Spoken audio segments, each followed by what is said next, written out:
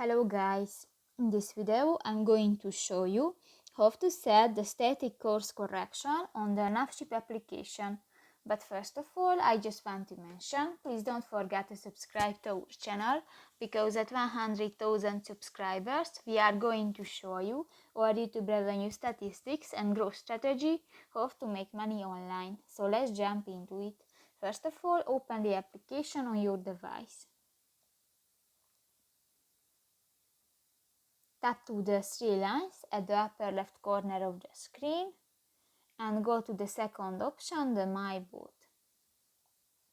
Scroll down and in the display option you can find the static course correction and just drag it the circle to the number that suits you, and if you don't, go to the OK.